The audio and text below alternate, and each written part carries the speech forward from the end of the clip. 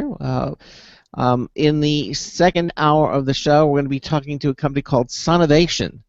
We have the Chief Operating Officer, Bob Stewart's going to be joining us, talking about their company that makes biometric fingerprint sensors using 3D ultrasound technology. Very interesting, and we're going to be talking to him in the second hour of the show.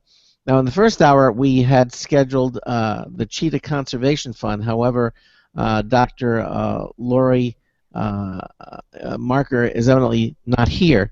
However, we do have with us Josh Ong, who is the Director of Communications for Cheetah Mobile, and he's going to be talking about their mobile app and how that kind of ties in together. So we have him here in the first hour. If Dr. Lori does join us later on the show, until showtime. So be it. But that's how we're scheduled. So sit back, relax, as we do 2 hours of Computer America, and also, yes, we'll have computer and technology news brought to you by Slimware Utilities, the official optimization software of Computer America. So stand by as we begin 2 hours of Computer America.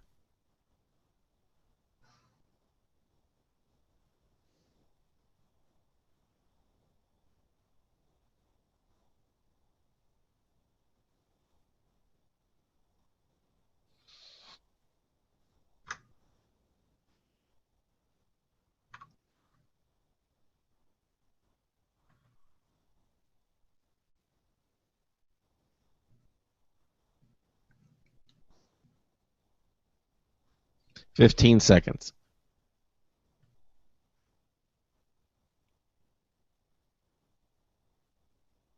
Your show will go live in 5 seconds. 4, 3, 2, 1.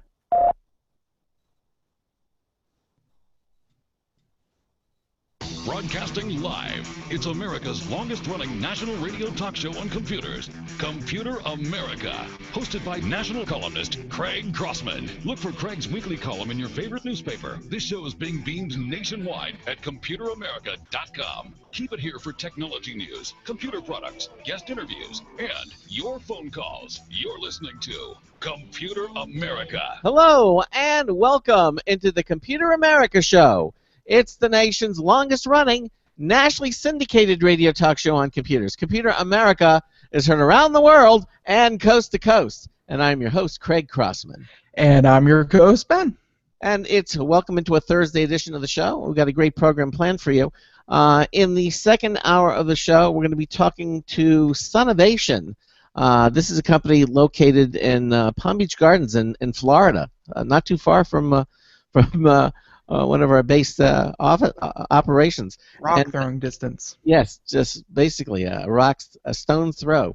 Robert Stewart's going to be joining us. He's the Sonovation's Chief Operating Officer. We're going to be talking about, they make the 3D surface scan and subsurface technology for biometric fingerprint scan sensors that you have in your smartphone.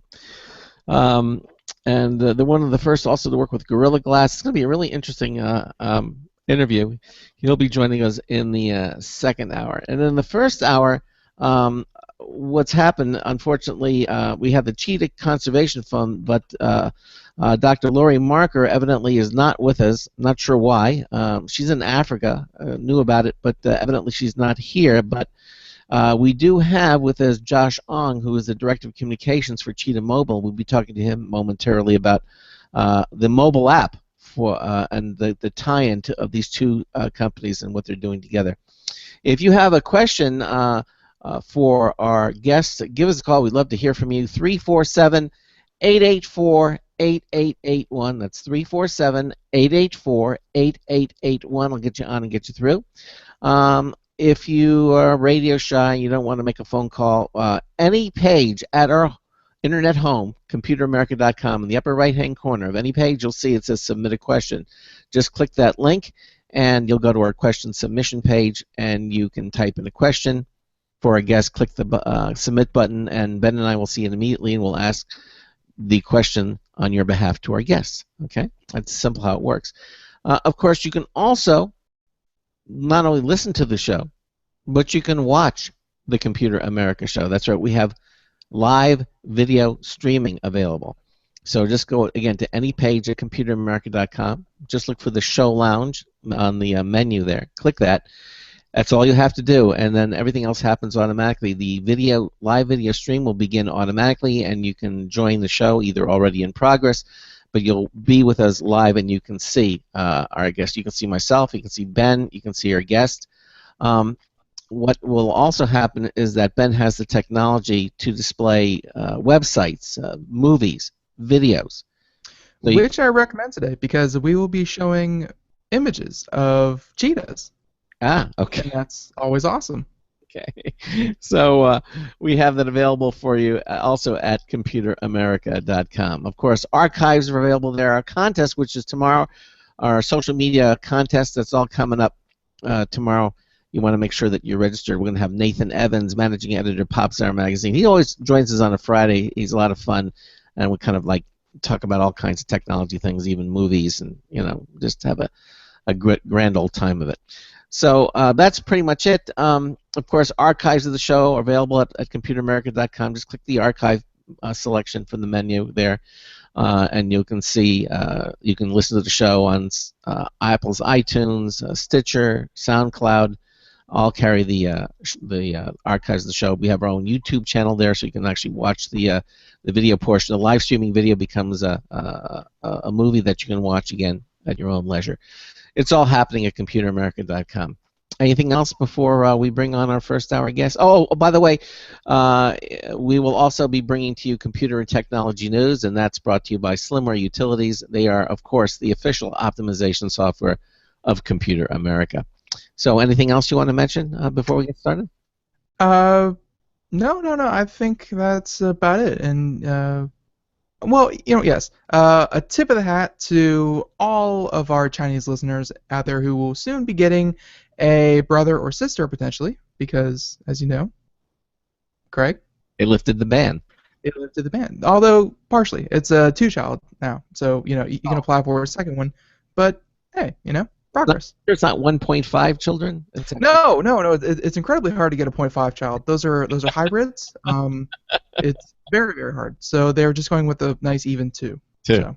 I'm glad they rounded it out. But other than that, no. I think we should jump right into it. Okay. Well, as I said, the Cheetah Conservation Fund is the world's leading organization dedicated to saving the cheetah in the wild. Founded by Dr. Laurie Marker in 1990, CCF has created a set of integrated programs aimed at addressing the principal threats to the cheetah. And they're rooted. Their conservation programming is rooted in scientific research, maintaining a research program on the biology, ecology, and genetics of cheetahs, and publishes papers in peer-reviewed journals annually, as well as currently operating the only fully equipped genetics lab at its conservation facility in Africa. Now, as I mentioned, Dr. Laurie is not here with us today, but here with us is Josh Ong, and Josh is the Director of Communications for Cheetah Mobile. Josh is going to be speaking about CCF's mobile app and how that kind of ties in. So, Josh, welcome into Computer America. How are you? Great. Thanks for having me, Craig and Ben.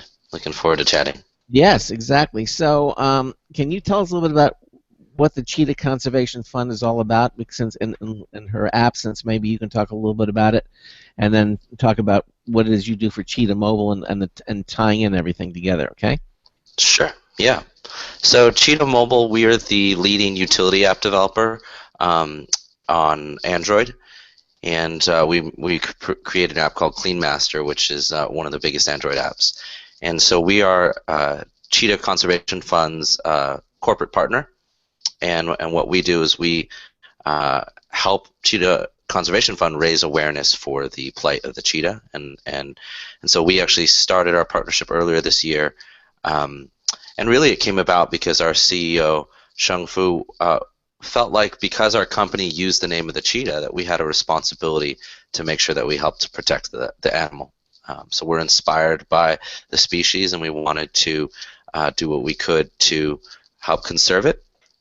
And we reached out to Cheetah Conservation Fund because of the great work they're doing, especially on the genetics side, as well as on the habitat, and really just the relationships they have in Namibia in helping to kind of educate the world about what the cheetah needs and how we can coexist with it. So it's been a great partnership so far. We've really loved working with them.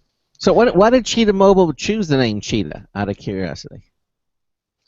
Yeah, that's a good question. So the reason we chose Cheetah is because our mission is to make the mobile experience speedier, simpler, and safer. And so our hope is that our products, just like the Cheetah, help people run fast. And so we want our apps to make people's phones as fast as possible. And as a company, we want to be just running on the front edge of the mobile industry.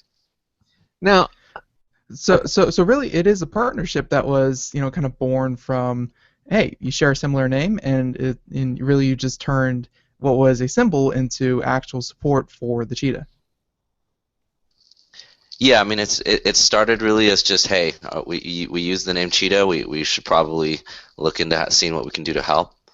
But also, I think we realized, our company has grown very quickly, and we're starting to see some really great success in monetizing our business. And I think we realized, the kind of legacy that we want to leave. On one hand, sure, we want to make these great products that really help the mobile experience, but if we can also help protect wildlife and help save the cheetah, that's really another part of our legacy that we want to also contribute to the world. Now, my understanding is that Dr. Lori Marker is late, but she's just joined us here in progress. Lori, can you hear us? This is Craig Crossman, host of the show. How are you? Hi, yes, I can hear you. Something here says that my app doesn't load properly. So if you can hear me, then I think we're good. Yeah, we hear you fine. I hear you fine. We hear you fine, except for some reason you keep clicking the microphone app. Just make sure that you're not muted, and we can talk with you. At the top of I should be okay. Oh, you're Perfect. Yeah. okay. For some reason, the microphone keeps popping up. It keeps muting you. I'm not sure why that happens. But can you talk to us a little bit about the Cheetah Conservation Fund? And we've already kind of introduced you. You're the founder and executive director of it. Can you talk to us a little bit about the fund and what it's all about? Sure. The Cheetah Conservation Fund now is 25 years old. So I set up the foundation in 1990 to help develop programs so that they're trying to get me on the computer now. So that we could help save the cheetah. And we're based over in Namibia, and the big problem here basically has been that in the years previous, in the 1980s, there was a huge loss of cheetahs. The farmers were killing them in high numbers, and from that, my years go back even to the 70s, when I started studying the cheetah and realizing that it needed a lot of help. And so by setting up the Cheetah Foundation, we basically are trying to save the wild cheetah. That means developing programs, working on the ground, working with the farming communities so that the cheetah could survive for the future. Mm-hmm. All right, so I assume that you started this in 1990. What kind of success are you realizing at this time? Well, I would say in a 25-year period, we've had great success here in Namibia, which is the country we're based in. And today we see a world population of less than 10,000 cheetahs. And here in Namibia, we doubled the population in 25 years from around 2,000 cheetahs to about 4,000. And so we've had good success here.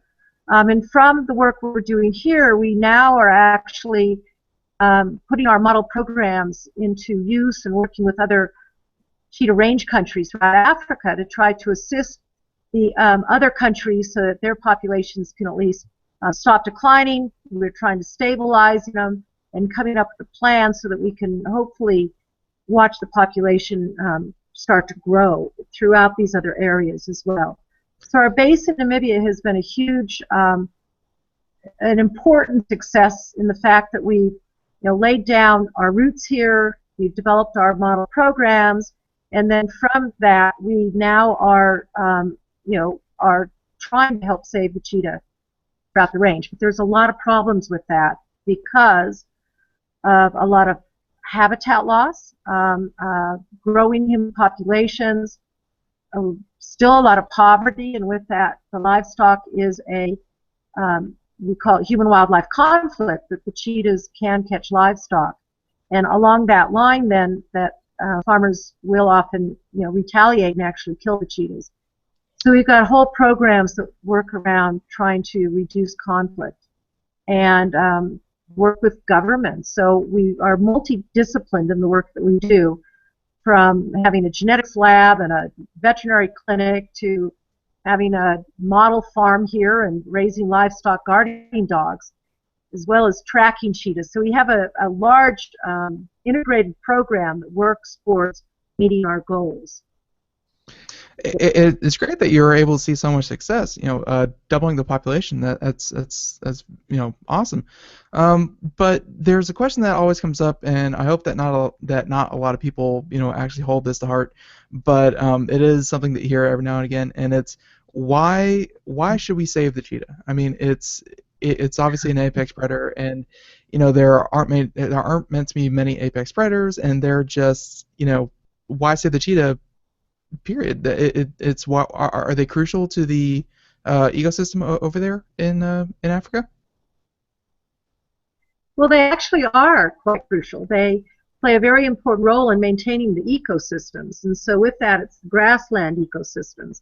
And as we've seen the decline of these apex predators, we see a problem with the biodiversity in these areas. And so the cheetah actually feeds the rest of the veld, the rest of the wildlife, from the jackals to the vultures and all the small insects. So they also then, by maintaining the health of the wildlife populations, I always say they help weed out the sick and the old and the slow and the dumb. Therefore, you end up with wildlife populations that are healthy and thriving. But with that today, of course, the whole world is sort of in a struggle. Our ecosystems in many areas are breaking down, and our biodiversity is, we're losing biodiversity on a regular basis. So our top predators, our apex predators, are extremely important to helping maintain how these systems actually function, of which we as humans are also a part of that. And by sharing that information with the communities that we work with, the communities actually start to understand much more. And they didn't understand how a termite mound worked, or what a role a jackal does play, and vultures or a cheetah. And as you start describing that and working with the communities, they become more engaged in their life and the life of the wildlife around them. I have a number of questions I want to ask you. First of all, why do you feel such a close affinity for the cheetah? I mean, they're absolutely gorgeous. They look beautiful. I noticed that you're interacting with them. They seem to know you, and so they don't seem to look at you as something really cool about a predator cat that's bigger than a dog. It's very shocking to see. So tell us about that. Well, they're an amazing animal, and I started working with cheetahs over 40 years ago, so in the early 1970s, where I actually ran a wildlife park in Oregon called the Wildlife Safari, and we were one of the few places in the world that had cheetahs back then, and nobody knew anything about them, and I was just fascinated. And what fascinated me more is the fact that people had revered this animal for up to 5,000 years before, and yet in the early 1900s to the 1950s, about 20 countries, the cheetahs became extinct, and nobody seemed to really know that was happening. And from that, as I started asking people more about cheetahs, everyone would just say, well, we don't know anything about them. We know they're fast, but beyond that, they didn't know much about how they lived out in the systems, in the wild. And so that's what got me involved in it, and I wanted to know more. The more I studied them, the more I learned, the more I shared with people, the more I kept finding out. And from that, in the middle 70s, I ended up in Africa, first starting to study them here, which is when I found out that we were losing them primarily as a as a creature that was considered vermin. So, my affinity with them goes, as I said, close to over 40 years. And I mean, they're fast. They're a sprinter. They only go fast for short periods of time. And with that, they're not an aggressive animal. They are known to be an animal that believes in flight versus fight. Well, and from that they can't really be real dangerous. yeah, I was noticing in the video that one of them was licking your arm, and I wasn't sure if that was affection or a precursor to an appetizer. I'm not sure what videos you're looking at, but I know many of them. We have a sanctuary here at the Cheetah Conservation Fund, and with that, we have 35 orphan cheetahs. So over the years, we've had many, either the Ministry of Environment and Tourism or the farmers have actually brought these orphans into us, and many of them have come in as babies that we've had to bottle raise. And these animals that have been bottle raised, they think of me as their mom, their best friend, and so I've had a number of cheetahs that have been my orphans, and we call them ambassador cheetahs because they are, they're so tame. With that, we are able to, I guess, introduce them more to people who don't understand maybe more about what the cheetah is like. Right. And in areas in the United States, for instance, there's a number of zoos that do have ambassador cheetahs that work closely with us to share and through school children in these cities, so that people actually start learning a little bit more about this animal that they don't need to fear, but it's been hand raised, and linking it together to the survival of their cousins in the wild. And with that, it's really important that there is a connection that people often don't connect, and that connection, I think, in wildlife today is extremely important. Now, the cheetah, am I correct? Is it one of the fastest land speed animals on the planet? I mean, where do they rank up as being the? Well, it used to be the dodo, but unfortunately, the dodo kind of fell away. So. Oh, are they the fastest land animals that we have on the planet today? Yes, they are, and that's why our friends from Cheetah Mobile, I mean, they want all of their business to be fast and efficient, and that's why as a logo for them, they picked the cheetah, and it really represents the fastest there is. And from that, there's nothing on earth that can go the speed of the cheetah. There are birds that can fly faster and fish that can swim faster, but with that, the cheetah is it on land. Yeah. And when they run, they're just amazing. One foot touches the ground at any one point, and there's 2 points in the stride where they're flying through air with no feet touching the ground. And I mean, they're poetry in motion. They're just so beautiful. Yeah, just seeing these cheetahs run around is very, very striking. But I think it's a good time to switch back to Josh for a second, and obviously high praise there, and like we said earlier, why you use the cheetah as your mascot. But what can tech companies do? Because tech companies are they're technology companies. They're some of the highest technology that we have, and a lot of people don't really associate technology with nature. Like it's either one or the other. So what can tech companies do to help conserve the cheetahs in this case?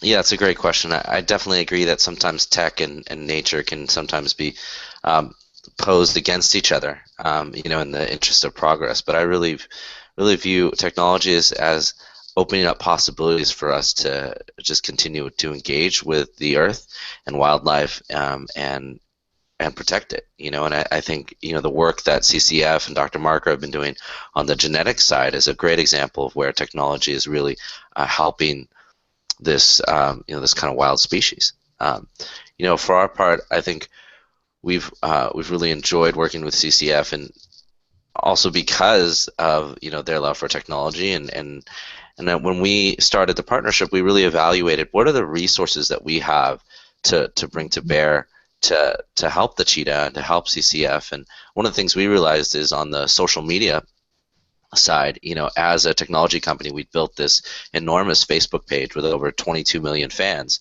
And that was a platform for us to raise awareness. And so we've been engaging on social media with some of our fans in China. We have millions of followers there on Chinese social media, as well as on our Facebook page.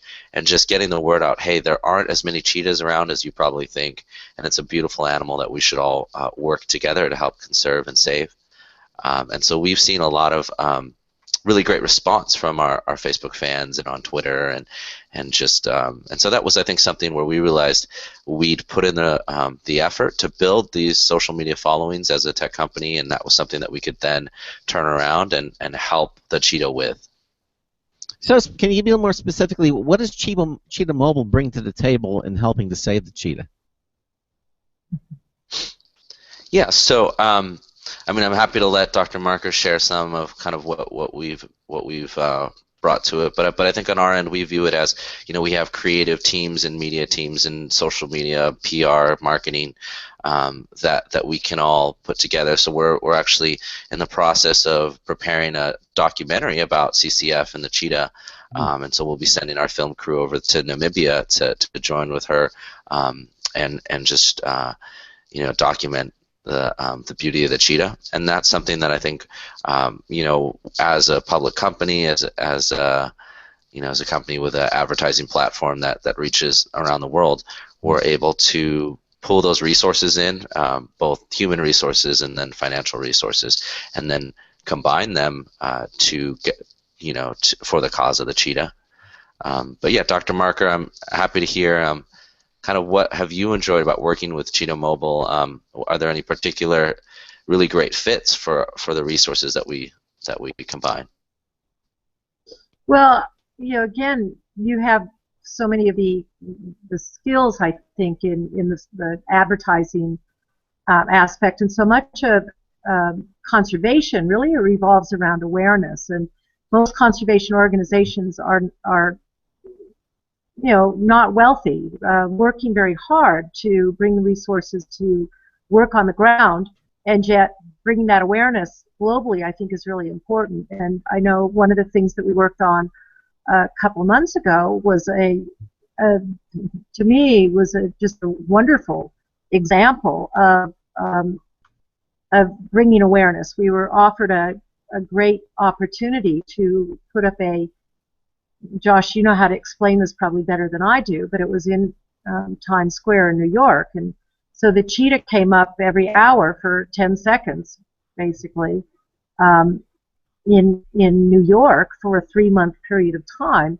showing it run, saying, 10,000 left, we need to save them. And then at the end it said, Cheetah Conservation Fund and Mobile Suite. And so with that, we were sharing a message together, and companies have advertising dollars that nonprofits don't, and since we share the same logo, the story was coming out, but we were trying to share with people what the problems were for the cheetah and invite people to join us. We did another ad campaign around a NASCAR race, a very big one, and I'm sorry, I live over here in Namibia, and so I don't really know all the right terminology in America.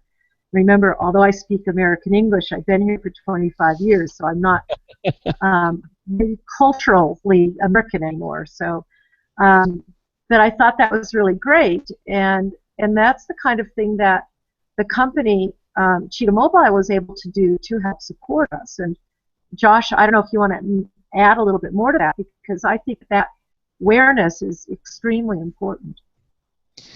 Yeah, and also I want you, Josh, to talk about how listeners can get involved in the campaign to help save the cheetah too. Great. Yes. Yeah, so we did a 3-part campaign, as Dr. Marker mentioned. We were in Times Square on one of the billboards, just helping to get the word out in the crossroads of the world. And we were at the NASCAR Brickyard race, just kind of combining the imagery of the speed of racing with the speed of the cheetah. And we also did a media insert as part of the Saving Our Wildlife campaign with the USA Today weekend edition, and so we were Dr. Marker published an article about some of the wildlife conservation needs for the cheetah. So that was some of the work we've been doing together over the summer, and we really drew it together with the hashtag Save the Cheetah. And CCF has a landing page for our campaign, and it's cheetah.org/save the cheetah. And if I think we're always asking people if they want to tweet or post on Facebook with our hashtag Save the Cheetah. That's something I think is just it's a place to start.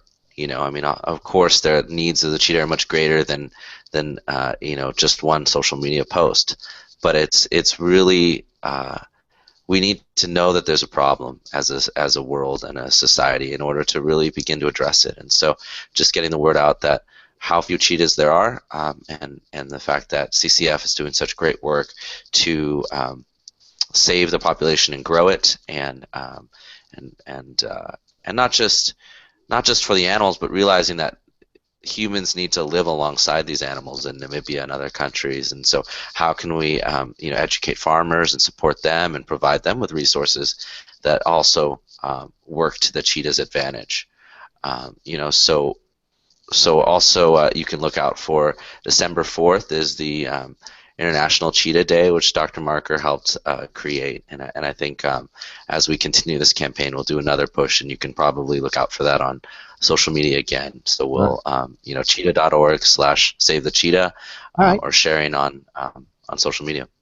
All right, listen, we're at the bottom of the hour. We're going to ask for you to stay with us. We're going to take a little quick commercial break, and then we'll be back.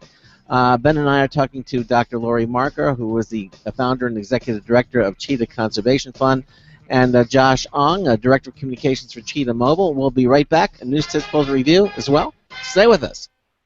Sometimes disaster strikes. Data can be lost due to many different reasons. Accidental reformatting, power spikes, virus attacks. Zero Assumption Recovery provides a suite of highly effective and thorough data recovery software for Windows operating systems. ZA is suitable for home users and small businesses who need a powerful data recovery solution for Windows and Linux file systems. Go to z-a-recovery.com. Sometimes disaster strikes. Data can be lost due to many different reasons.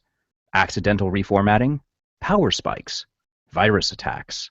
Zero Assumption Recovery provides a suite of highly effective and thorough data recovery software for Windows operating systems. ZA is suitable for home users and small businesses who need a powerful data recovery solution for Windows and Linux file systems. Go to z-a-recovery.com. Hi, this is Craig Crossman, host of the Computer America Show. You have important meetings to schedule. Your company's getting ready for its IPO, and you're in charge of the PTA fundraiser this month. So how do you coordinate everyone to be available at the same time? Are you still using emails, phone calls, even text messages to schedule meetings with a group of people? How's that working out for you? Not so great, huh? It's a fact that every day, millions of people suffer from scheduling headaches.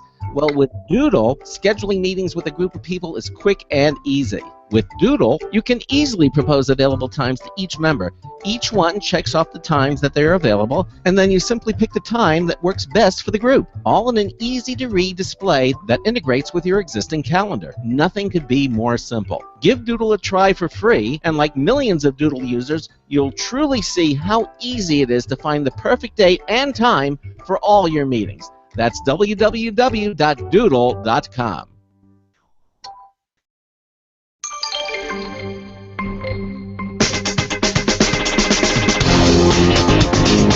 The witches are sexy. Oh, hi, Marty Winston with News Tips Bulletin for Computer America.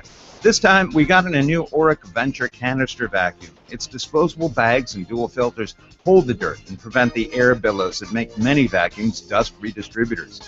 It's both light, 20.5 pounds, thanks in part to a very lightweight hose, and compact. Even its wand collapses, so it's very maneuverable and reaches easily under furniture. Its 23-foot retractable power cord means fewer pauses for socket swaps. And the design is very effective at getting everything up, especially crumbs and small particulates on hard floors, in just one pass. Cleaning in one pass can potentially reduce energy usage even more than dropping the power draw. It's also relatively quiet. Our other vacuums are easily twice as loud. Bottom line, the Auric Venture vacuum uses power and finesse to quickly and quietly clean your crummiest mess. Marty Winston, News Tips Bulletin for Computer America. Thank you, Marty Winston, for that, and welcome back to the Computer America Show. 33 minutes past the hour here, and we are talking to Dr. Lori Marker and Josh Ong from the Cheetah Conservation Fund and Cheetah Mobile, respectively. And yeah, we're just in the middle of it, and talking about all the great things that they're doing to raise awareness and all that kind of stuff. And I think this is one area where we were talking earlier about how sometimes technology and nature don't really go along hand in hand. But I'm sure you two, if anyone knows this, is that technology, at least in the last 25 years, it's like, no offense, Africa's kind of far away. We have a mainly American audience. We have listeners all over the world, but Africa seems like a world away to a lot of people, and out of sight, out of mind. People really don't think about this that often unless they're prompted to. So and I guess I'll address this to Dr. Lori. Do you feel like technology is helping people relate, associate themselves with, and just kind of close that distance a bit?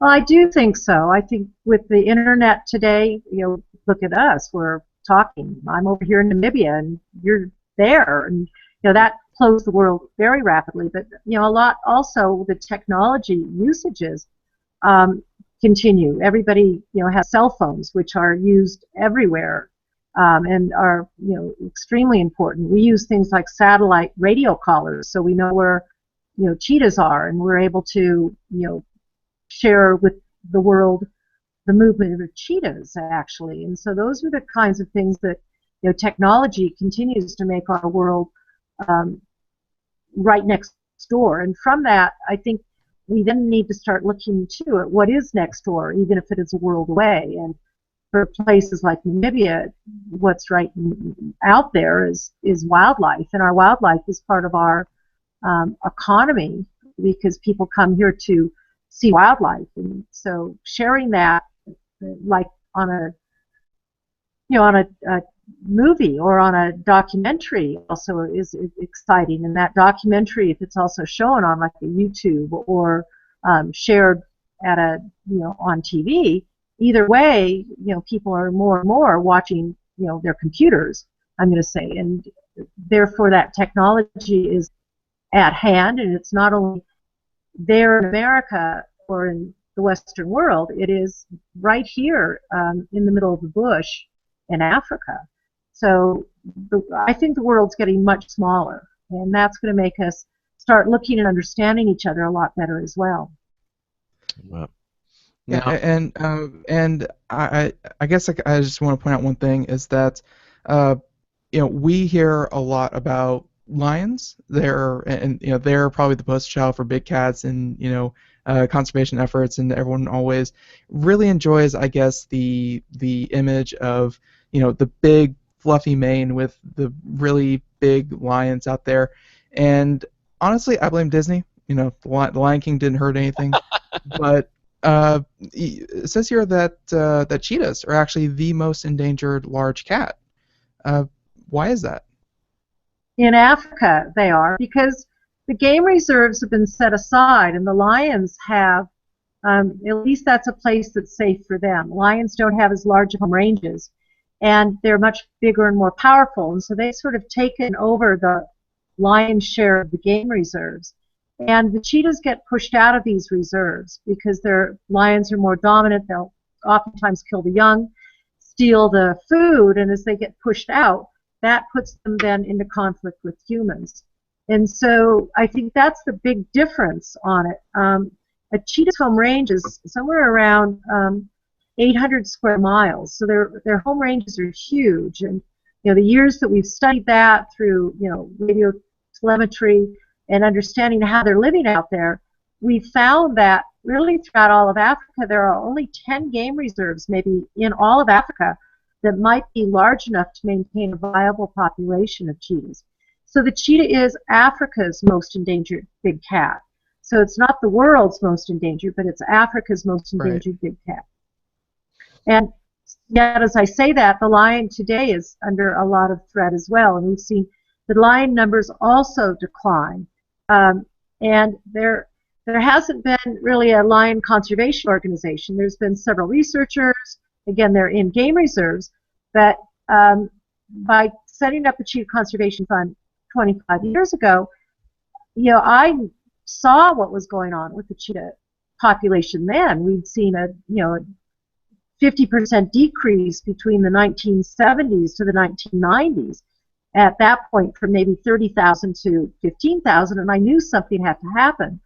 At this point, we're still seeing a decline, but by developing the Cheetah Conservation Fund, we've been able to get on the ground, find out the problems, understand the needs of both the cheetah and the people, and then start implementing programs that would allow the cheetah to live, and then share that. And some of those programs revolved around the use of a livestock guarding dog, where we actually breed a Turkish breed of dog called an Anatolian Shepherd or a Kangal dog. And they're a very large breed, and they've been used for about 5,000 years in Turkey to protect livestock from bears and wolves and lions and cheetahs. And oh my. Those simple solutions have pretty much been forgotten about. But for the last 20 years, we've bred and placed over 600 of these dogs with farmers, and we've seen a decline in livestock loss by between 80 to 100% decrease of livestock loss. And that is not just to the cheetah, it's to the other predators as well. So the programs that we've developed have helped the other predators as well, but it's basically helping people to learn to live with the predator by understanding more about it and protecting livestock. So what, if you had to nail it down, what would you say your overall goal for the Cheetah Conservation Fund is? It's to raise enough funds to buy a country and populate entirely with cheetahs. Oh, wouldn't that be nice? But I don't think that will ever happen. I guess the big vision is to really scale up the programs that we've got here. And those scale-ups revolve around having more land where there is people and livestock, to also have wildlife. And in Namibia, we have programs that are called conservancies. And it's where wildlife is on the land where there is livestock. And so it's an integrated program. And if you have enough grass to grow and protect and have your wildlife out there and protect your livestock, then predators can live without causing you a problem as a livestock farmer. One of the problems that we've seen, though, because there's so much livestock on our very arid lands, in most of the areas where cheetahs are found, it's very dry, not much rain, a lot like California right now. I mean, Namibia we're very, very dry.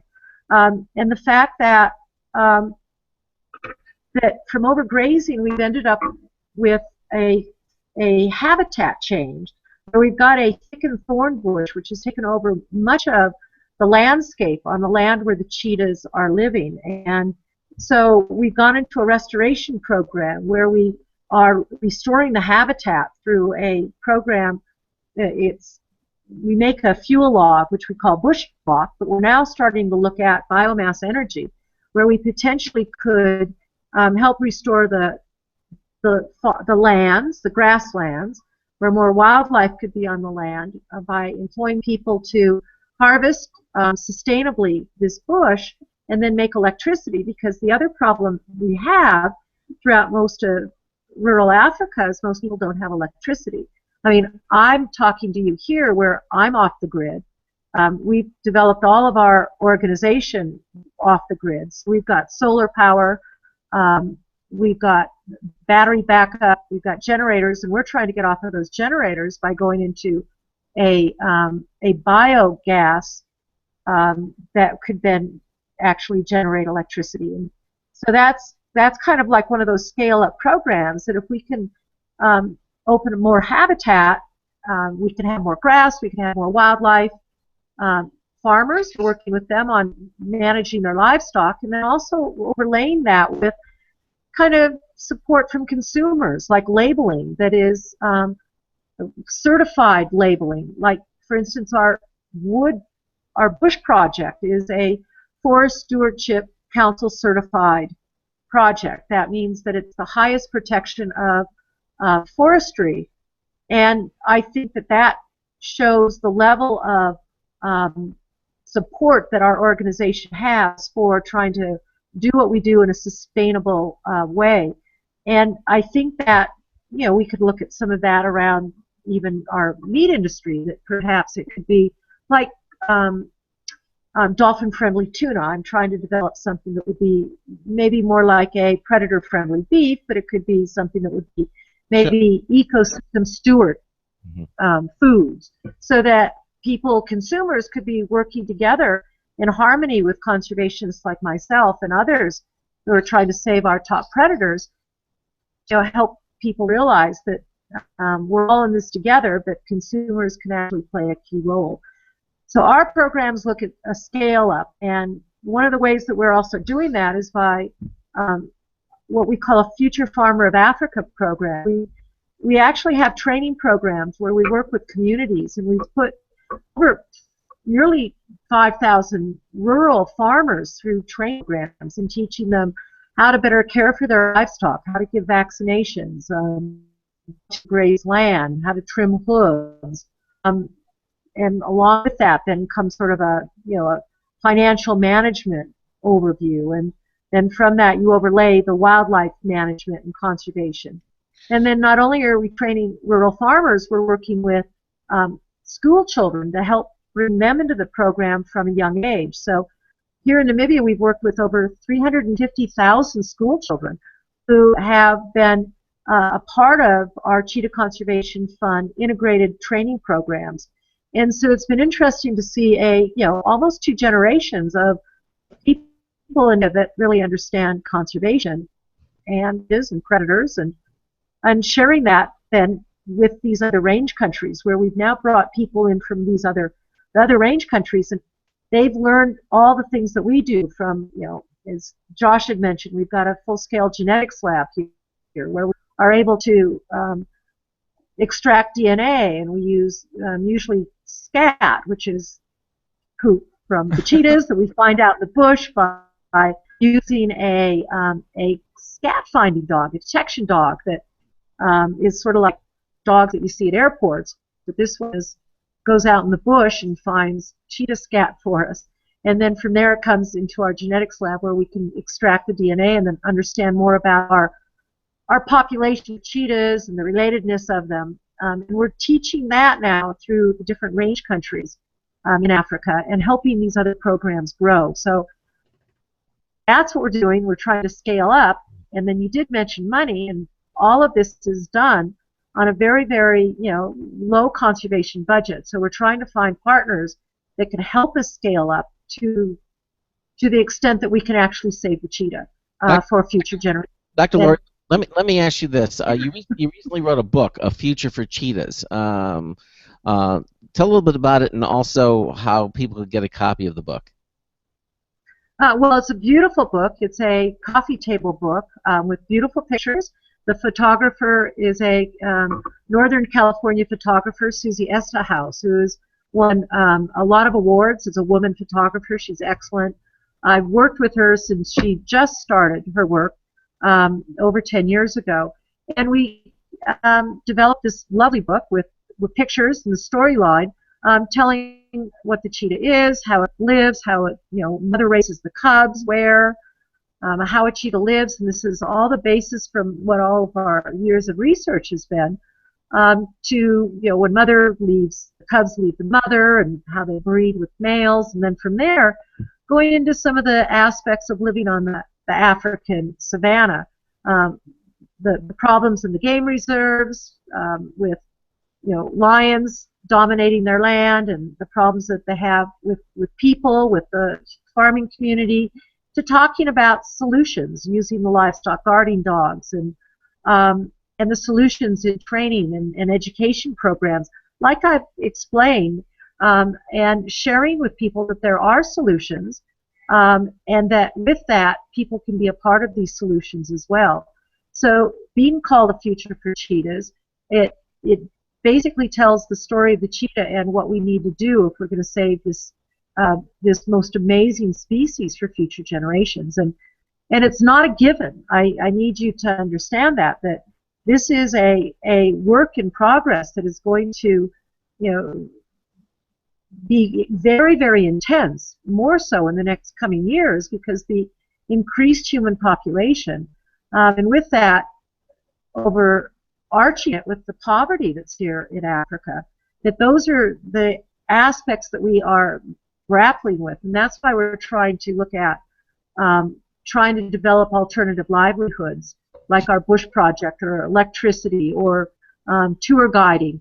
And from that, the book really revolves around and discusses many of these aspects. Where can they get where can they get a copy of it? Oh, I want everyone to get a copy, but it is on our website, which is cheetah.org, or through Amazon. And it's called A Future for Cheetahs, and we welcome everybody to get it. With Christmas coming up, it could be a wonderful Christmas gift to somebody who likes wildlife. It's an absolutely beautiful coffee table book. So go to our website, which is cheetah.org, and then you can learn more about it and our other programs too. All right. So in the last few minutes here, Josh. Well, actually, before we go much further, I have one more question, and this is maybe science-based, maybe stupid. I don't care. One of my professors told me something, and you seem like the perfect person, Dr. Lawyer, to answer this because he said something. I just believed it. I've been telling other people. I might have been spreading misinformation. Professor, if you're listening out there, this one's for you.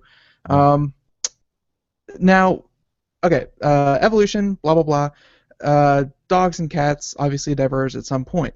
And where would you kind of put the divergence of cats and dogs compared to cheetahs? Because he said something along the lines of one of the last dog-cat hybrids, because of their common ancestry, is really the cheetah. Like they have teeth of a canine, they have bodies of cats. Like where would you put the evolution of the cheetah? Well, the cheetah is actually one of the oldest cats, and it actually goes back to an early ancestor of about 18 million years ago. So that separation was probably sometime shortly after that. The cheetah sort of evolved to what we know it as today, probably closer to 200,000 years ago. And through that period of time, there were about 4 different species of cheetahs with at least 4 different subspecies within that. And they had a global range, so they actually were living in all 5 continents until the Pleistocene extinction, which was around 12,000 years ago, where the population became very small and there's only a few remaining, which is what then repopulated the world today with. So their relationship back with the dog is a very long time back. Right. Okay. All right. That makes a lot of sense. Thank you for clearing that up for me. So, Josh, I just want to basically, if people want to get involved with the campaign to help save the cheetah, what is through Cheetah Mobile? Through Cheetah Mobile, what can they do? Yeah, well, for Cheetah Mobile's part, we'd love if people downloaded some of our apps and then got the word out about the cheetah, alongside those apps. So we make Clean Master, CM Security, Battery Doctor, Photo Grid, and Battery Doctor and Photo Grid are also on iOS, as well as Android, and then Clean Master and CM Security are mostly Android. So that's something that we're hoping, as we share the cheetah.org, Save the Cheetah landing page, we also there's a link there to download our apps. But again, we really just hope that people get engaged with realizing what the status of the cheetah is and care. I think we all know the cheetah as this beautiful animal that we've seen in media or, in different branding campaigns. But but would love for people to share the hashtag Save the Cheetah, and you know, if they can, donate to CCF, and you know, as part of the campaign. And you know, we're actually going to be releasing a T-shirt, so you know, people can buy the T-shirt and wear it, and you know, for us, it's about starting with awareness and then moving beyond slacktivism, you know, and finding ways for us as young people to engage with this beautiful animal. You know, last week I was in Washington D.C. with CCF for they had an annual gala, and I was able to take a photo with an ambassador cheetah from the Columbus Zoo, and you know, pet it, and just get that close to this wonderful animal was really inspiring for me, you know, to have started doing so much work to kind of help protect it, and then to be there with Dr. Marker and this amazing cheetah. So you know, people can always keep an eye out for CCF events where they can actually line up a meet a cheetah and meet Dr. Marker and take a photo, and then share that with their friends. You know, and it has a little rhyming, meet a cheetah. You know, I like that. Exactly. So we got just about a minute or two left here. So basically, the book is available. You can at Amazon or at the Cheetah website. We have links to the Cheetah website at computeramerica.com right there on our homepage, and so you can check it out for yourself as well. I'm just going to turn it back over to Dr. Lori Marker, again, founder and executive director of the Cheetah Conservation Fund. We've got about a minute left. Anything else you'd like to let our listeners know about CCF? Well, they are the most amazing animal there is on the face of the earth, and we need help to save them. So if everybody likes computers and you like everything that goes fast, join Cheetah Mobile and Cheetah Conservation Fund to help save the fastest animal on Earth. Because if not, you know, the next fastest is the pronghorn. It doesn't have the same ring, and probably a lot of computers won't go fast like that. So that's another thing. So we welcome you to actually join us. So if you're listening out there and you want to know more information, please do contact us at the Cheetah Conservation Fund. And we're really happy to share all the work that we do. And I travel to the country, the United States, a couple times a year. But we have a small office in the United States, and we've got chapters throughout the United States of people who are trying to help spread the word, and we want people to join us. Right, but right here in the United States, the only place you can really see a cheetah at this point is in a zoo, I guess, right? Or are there are there any unless they went through with the plan to release them into the Midwest, in which case. Are there? As I said with that, they really need to learn how to live with the wolves and the mountain lions and coyotes that they're living with. And once they've done that, then we can bring cheetahs over there. But then we need livestock guarding dogs and good livestock management. So yeah, exactly. If you've got problem, we'll help. Well, again, Dr. Lori Marker, thank you so much for being with us here on today's show and letting us know about the Cheetah Conservation Fund and what people can do and the technological tie-in. Josh Ong with Director of Communications for Cheetah Mobile. Obviously, it's a great partnership between both of you, and we wish you best of luck in your endeavors. And hopefully, one day we'll be able to. We'll be sure to real quick. December 4th, we'll be sure to check out the. What?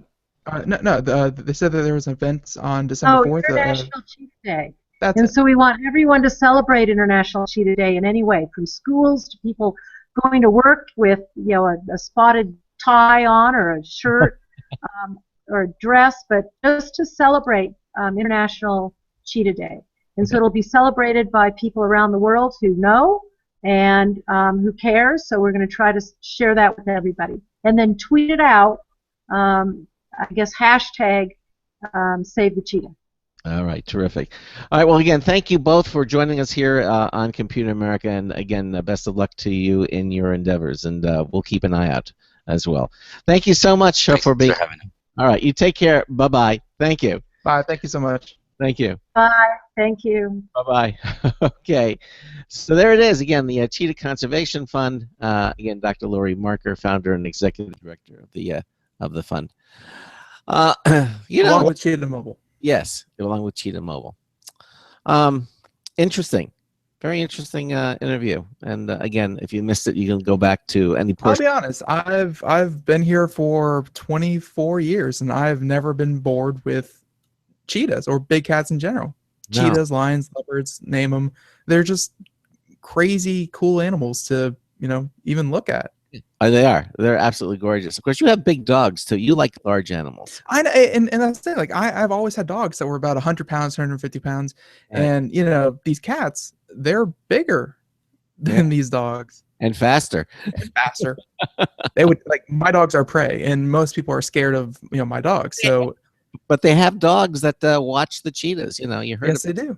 Yeah. Well, yeah, because cheetahs and lions and that kind of thing, they're not looking for a hard won fight. They're looking for an easy meal. So, but I like the technology tie-in with Cheetah Mobile. They have for sure. And then they have the apps and everything. So anyhow, all right. Well, coming back up in the second hour, we're going to talk to a company called Sonavation, and they are based out of Palm Beach Gardens, Florida, which is our neck of the woods. Yeah, stone throw away from where you are in West Palm Beach. Robert Stewart's going to be joining us. He's Sonovation's chief operating officer. They make a 3D surface scan and subsurface technology biometric fingerprint sensors. So and we'll also explain what that is. Yeah, I mean, so many of our smartphones today have these fingerprint sensors on them. I remember when I first saw one; it was on a laptop. That was a way to sign in. I mean, and they've come so far since those days. Anyway, we're going to do that. We'll also have another news tips bulletin review up as well from Marty Winston. You're listening to the Computer America Show. Ben and I are going to take a short break, and I mean a really short one. And then as quick as a cheetah. Even faster. For hour 2 of Computer America. Broadcasting live, it's the only national radio talk show on computers to air every weeknight. Computer America, hosted by national columnist Craig Crossman. The first hour's behind us, but there's still more of tech news, tech talk, and your phone calls. We're being beamed nationwide at ComputerAmerica.com. You got computer problems? Bring them on. You're listening to Computer America. Computers run the world, and we run computers. Call us or send us an email to live@computeramerica.com. Hello and welcome into hour 2 of the nation's longest running, nationally syndicated radio talk show on computers. This is the Computer America Show, and I'm your host, Craig Crossman. And I'm your co-host, Ben. And interesting first hour from the Cheetah Conservation Fund. We had Dr. Lori Marker on. If you missed any portion of it, we certainly make it available. We archive all of our audio and video at computeramerica.com. Just head over there, click on the archives pull-down menu, and it'll take you to places like Apple's iTunes, the Blog Talk Radio Network, Stitcher, SoundCloud. We got a new one coming up too. We can't talk quite about it yet, but and we also have a different new one, and this is might as well just spit it out now. We have a story. If we get to computer technology news later, we have a story about how Stitcher, one of our newest additions, was actually purchased by a service called Deezer. And Deezer earlier this year. So if you use the service Deezer, we're on Deezer as well. Oh, cool. All right. Well, we'll have to do that. We'll have to mention that as well. Of course, all this available at the website at computeramerica.com, which is the internet home of our radio broadcast. So we certainly welcome you to check all of that out. Of course, tomorrow we're going to have our social media winner of the week, where we give away that Logitech MX2 Anywhere wireless mouse valued at $80. Some lucky person will be winning that. We do that every week, but you can't win it unless you register, and it's really simple to register. Just go to again, computeramerica.com, look under the Interact, our contest, social media contest, and we list all the places where you can go to either like or subscribe to. Each one you do it counts as another entry. So if you do 3 social media, you'll have 3 entries every single week from then on. So it's real simple, and you give you an opportunity to win some of these nice prizes, all at computeramerica.com. Okay, anything else you want to mention before we get started for hour two?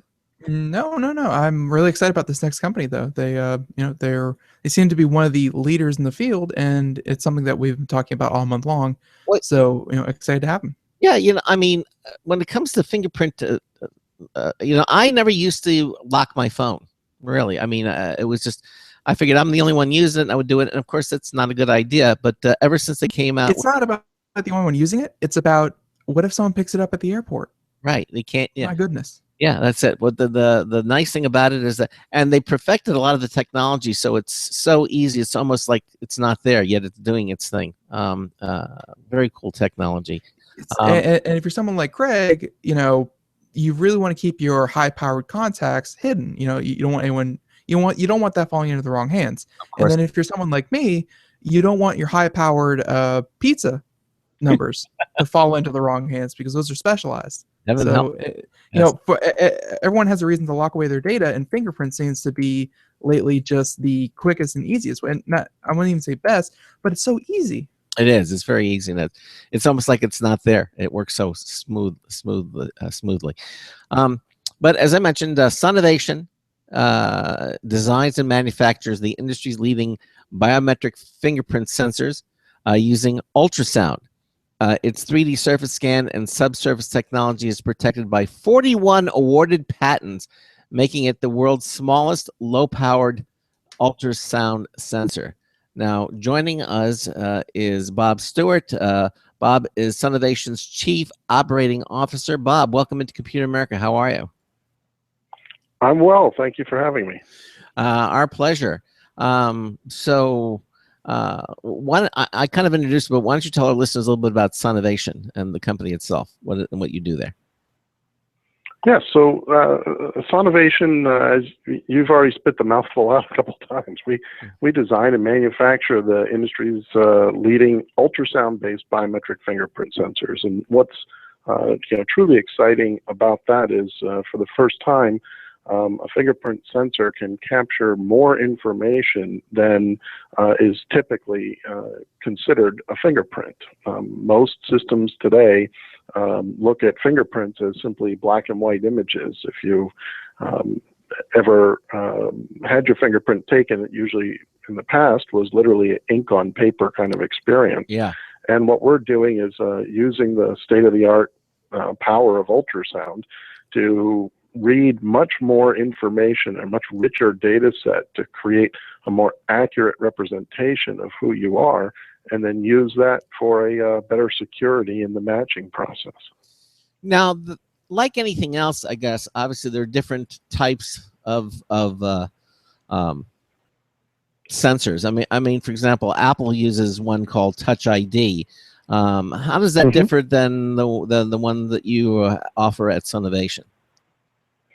Yeah, so Sonavation was actually born from a company called Crossmatch Technologies. Crossmatch is arguably the founder of fingerprint sensing technology using optical scanners, and is literally the system used today by the United States Special Forces. So we were the research and development arm of that company. So the three major categories, or really two major categories of fingerprint sensors prior to Sonavation, were optical fingerprint sensors, which really utilize a platen, a prism, and then some mirrors to put the image onto a camera array. And then the next generation of that was a much smaller, lighter, and thinner version using what was called capacitance sensing. Oh, yes. Where it's measuring the electrical difference between a ridge and a valley.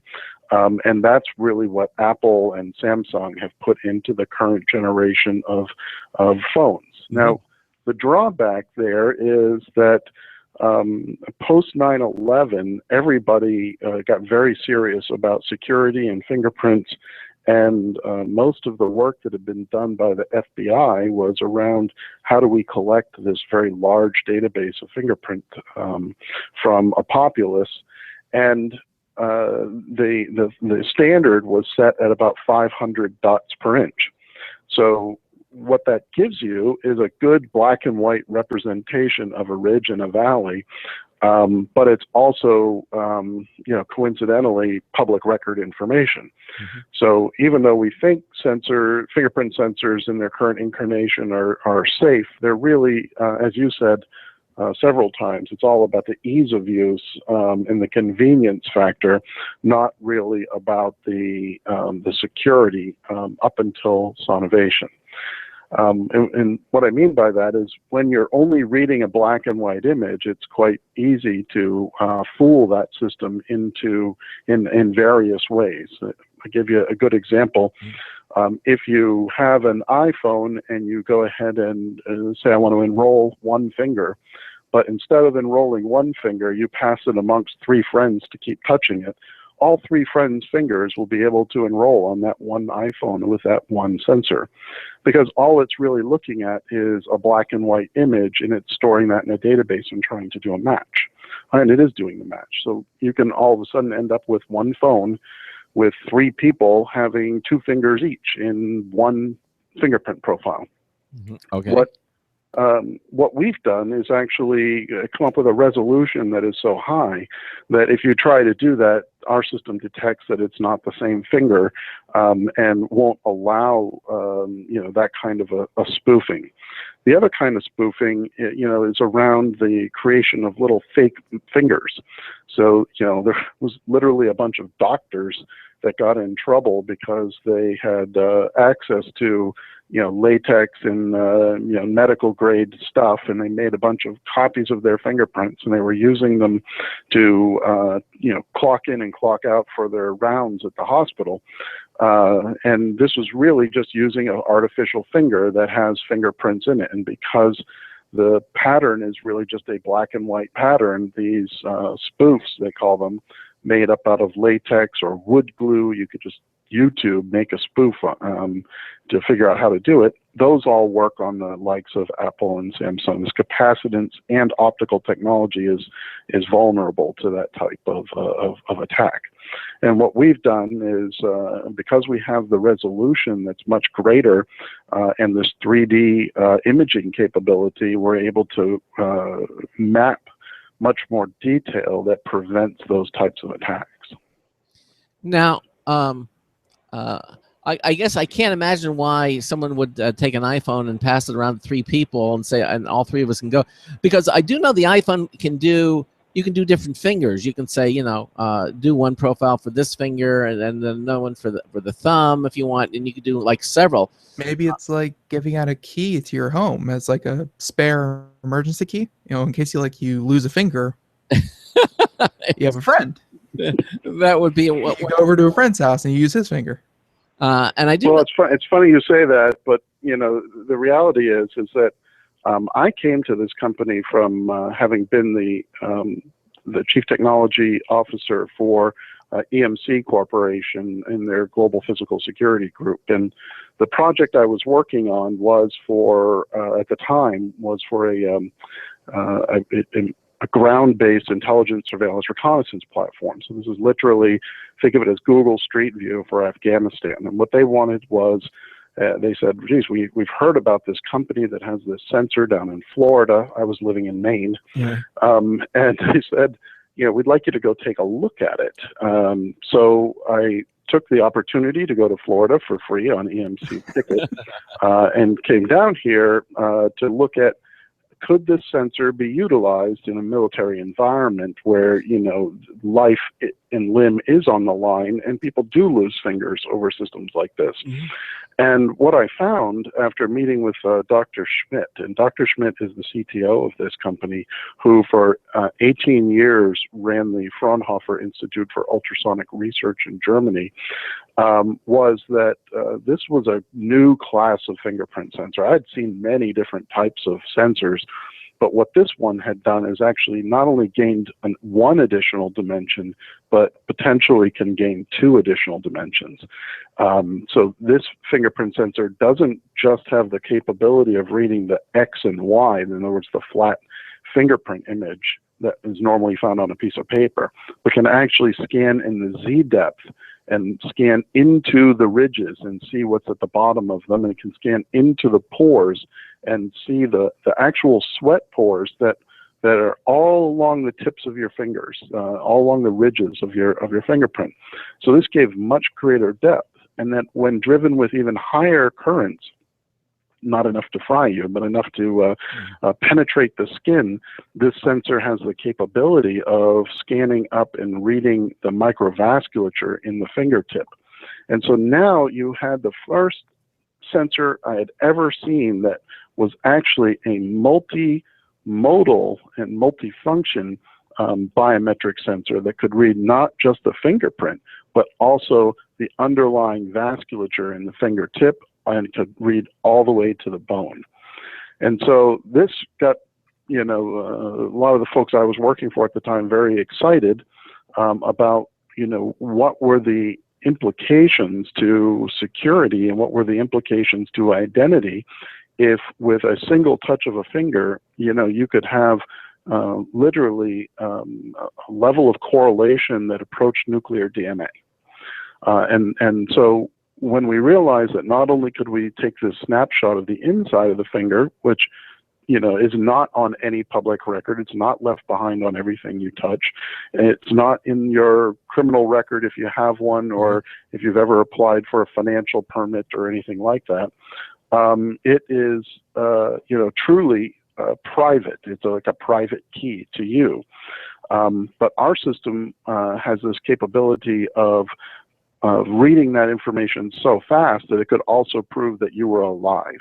So this was the perfect environment to create a solution set that met a very challenging set of standards around, systems that had to be only accessed by warfighters, in a theater environment. And with that, I went back to EMC.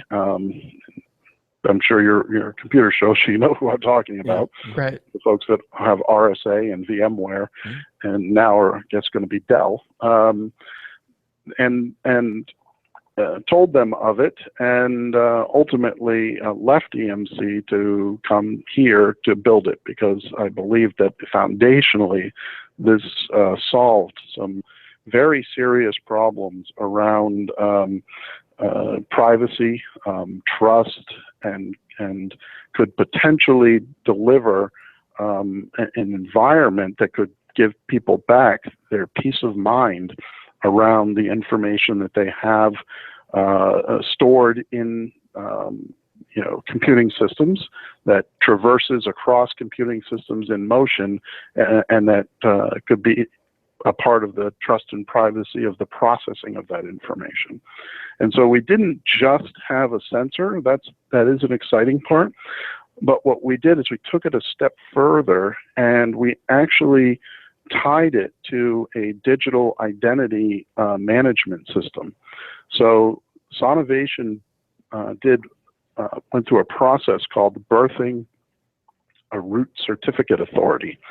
And the root certificate authority is a 4096-bit RSA cryptographic key infrastructure system that allows us to tie a digital identity through our sensor, which is hardware, directly to your subcutaneous biometric information, the information that's beneath the skin, so that at that point it's unequivocal that only you can unlock something that's been protected with those types of encryption keys. And if you're going to have something that has that level of trust, you need to make sure that the hardware itself is trustworthy also. So we actually use a subordinate certificate authority from that PKI infrastructure to embed a attestation key into both the hardware and the firmware, so that the code signing of the firmware is checking that the hardware is legitimate, and the hardware is checking that the firmware is legitimate, and both of those things work together to communicate with the phone to create a privacy module that is much more than just a sensor. And How's all that for a mouthful? and all of this is happening on a smartphone. as opposed to a nuclear facility somewhere in Arizona? I mean, Yeah, that's yes. Your yes is the answer. So if you're going to be in the security business, you have to, in this day and age, take extraordinary measures to ensure that you are following the best patterns, practices, procedures, processes, and that you're hiring good people to do those things. Because inevitably, if I make the claims that I'm making to you, I'm going to turn myself into a target. And hackers, regularly try to infiltrate our facility here. So this isn't just your mom and pop company. We've got about 500 angels that have invested in it, which represent sort of the who's who of Palm Beach, the Palm Beaches. And what we're building is a system designed to eliminate passwords. So it's not just about fingerprints to let me into the phone, but also let me log into this site or service, and then let me authorize the transfer of money from bank A to bank B. So when you take that broader view of what the use of the sensor really implicates, it's important that you not only do it in a very secure manner, but that you also adhere to certain standards that have been established by those industries. So when we set the goal for our security standards, we set it at what is called FIPS 140-2 level 3. That's basically a U.S. federal government NIST standard used by the Department of Defense for protecting top secret information. Mm-hmm. And by shooting for that level, which we achieved, it automatically encompasses some of the lower levels, like PCI compliance, the payment card industry. So not only can our sensor authenticate you, but our sensor module can store your credit card information directly and be used in a financial transaction that is compliant with the PCI standards. Bob. Also at that level is EMVCo, which is the Eurocard, MasterCard, and Visa, or the new chip and PIN solution. Bob, let me, this is obviously some very heady stuff when it comes to security. Let me ask you to compare it with things that consumers are I think more aware of, and that is things like because you mentioned financial, for example, Apple Pay, which uses again Apple's Touch ID to authenticate, and it's a system. Do you plan to use your system in ordinary consumer credit card transactions like Apple Pay is doing? And if so, what are some of the barriers or what are the obstacles you have to overcome to bring that to the general consuming market? Yep, great question. So in fact, all of those folks that are currently using their own solutions and or have recently adopted other solutions in the marketplace have a keen interest in our sensor technology, both from the security perspective as well as the industrial design perspective. Sonavation's technology, because it's utilizing ultrasound, is the first technology commercially available that allows you to read a fingerprint directly through the Corning Gorilla Glass that covers most of the phones. So in our case, it's not just about security, but it's also about design. And many of these companies are keenly interested in a sensor that allows them to eliminate having the expense of cutting the hole that they currently have to cut in order to put the Touch ID or other sensors in the front of the phone. So we have some significant patents, as you mentioned earlier, around the use of this ultrasound technology to image fingerprints right through those materials like the cover glass. So yes, we absolutely see ourselves participating in the transactions the way consumers use them today.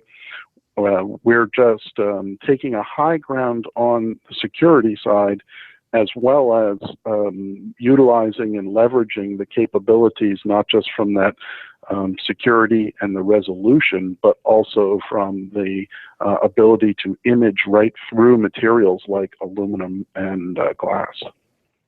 Wow. Yeah. So, and just me throwing on my feature hat here.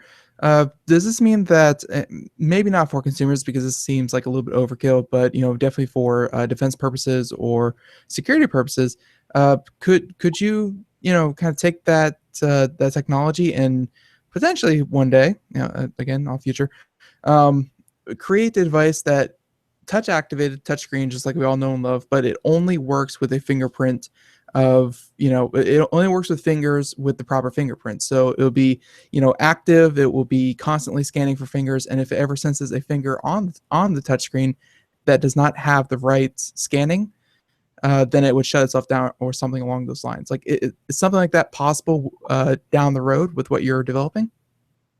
Yeah, it's not only possible, but it's in the works. So we're not just talking about futures here. This sensor, you will see this sensor in mobile devices widely available to consumers in 2016.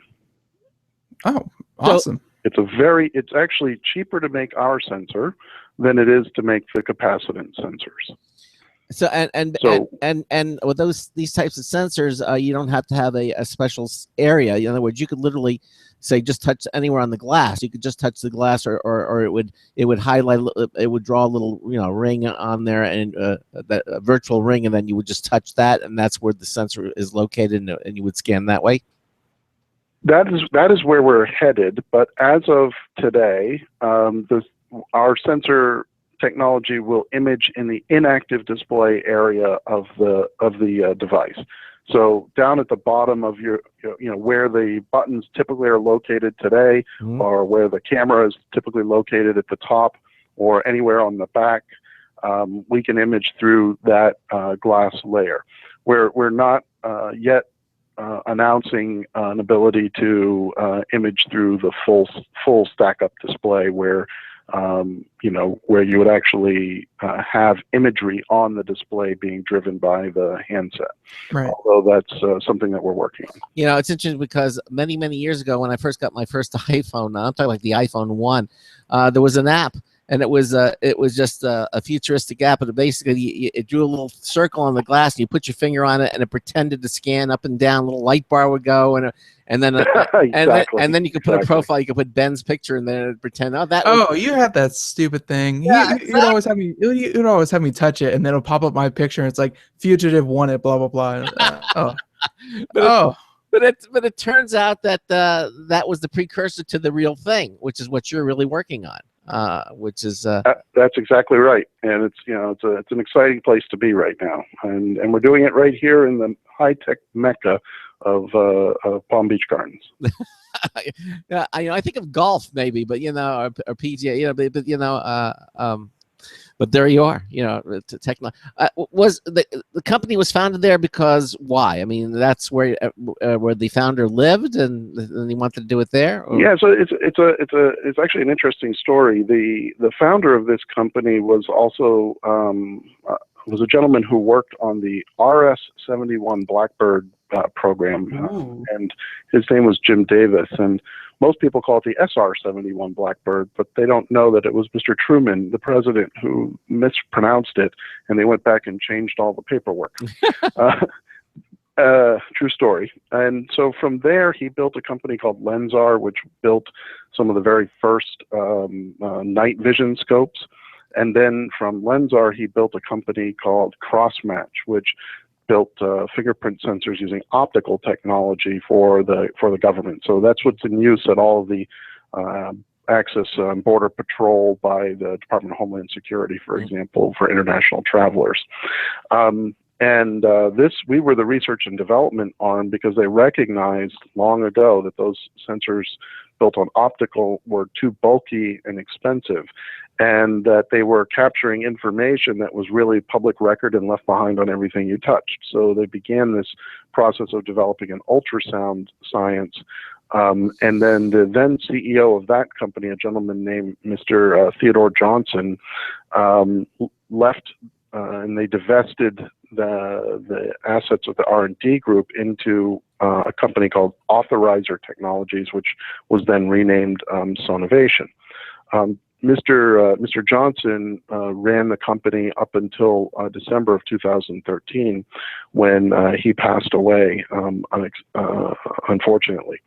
And Mr. Johnson had no heirs, but left his stake in the company to MD Anderson Cancer Research Center in the University of Texas. So, but when he did that, he actually requested that they not have any interaction with the decisions of the company for 4 more years, at which time they could make this company be a part of, his estate. And so it's expected to be, a multi-$100 million bequest to curing cancer from such a generous donation made by Mr. Johnson. Right. With Mr. Johnson's passing, the board of directors then sought to find a new CEO, and Mr. Carl Weintz was identified and brought on board in January of this year.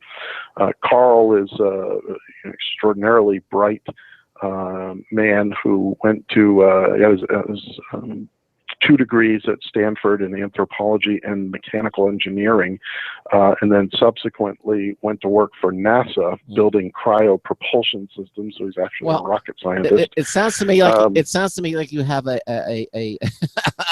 really some of the best advisors that I've ever heard of. I would think so.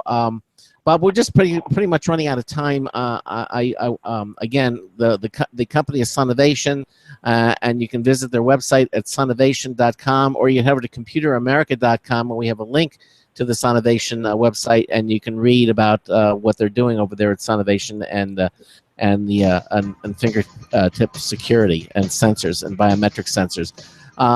Thank you so much for being with us here, Bob. I really appreciate it. And so it was my pleasure, and we'd love to keep you updated as things progress. Please do. Absolutely.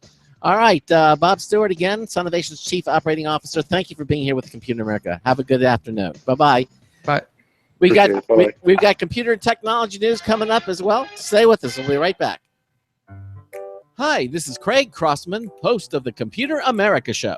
You have important meetings to schedule. Your company's getting ready for its IPO, and you're in charge of the PTA fundraiser this month. So how do you coordinate everyone to be available at the same time? Are you still using emails, phone calls, even text messages to schedule meetings with a group of people? How's that working out for you? Not so great, huh? It's a fact that every day, millions of people suffer from scheduling headaches. Well, with Doodle, scheduling meetings with a group of people is quick and easy. With Doodle, you can easily propose available times to each member. Each one checks off the times that they're available, and then you simply pick the time that works best for the group, all in an easy-to-read display that integrates with your existing calendar. Nothing could be more simple. Give Doodle a try for free, and like millions of Doodle users, you'll truly see how easy it is to find the perfect date and time for all your meetings. That's www.doodle.com. Looking for a best friend? Brother Wolf Animal Rescue has your best friend waiting just for you. The mission of Brother Wolf Animal Rescue is to help build a sustainable, no-kill community where no dogs or cats are ever killed for population control, where true euthanasia is reserved only for animals who are irremediably suffering, or for animals who are truly a threat to society and with no hope of rehabilitation. Brother Wolf staff and volunteers go door to door, neighborhood by neighborhood, to educate citizens about local resources available for at-risk pets and to help their families connect with those resources. Brother Wolf's community-based approach to no-kill helps keep family pets healthy, happy, and in their homes and out of the local shelter system in the first place. For more information or to make a tax-deductible donation to this wonderful 501c3 organization, visit their website at www.bwar.org.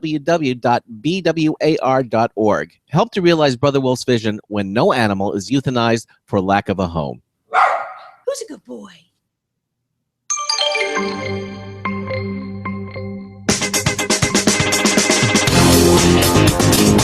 Doesn't anybody eat the pumpkin donuts? Oh, hi, Marty Winston with the News Tips Bulletin Review for Computer America. This time, the Bosch GLM50C laser measure. There's a lot to love in a compact gizmo that uses a laser to precisely measure distances, uses Bluetooth Smart to feed readings to a handset app, does enough trigonometry on angular geometry to indirectly measure oblique surfaces, measures area or volume, and more. The compact handheld Bosch GLM50C laser measure is also a level and can measure angles against vertical and add or subtract calculated measurements.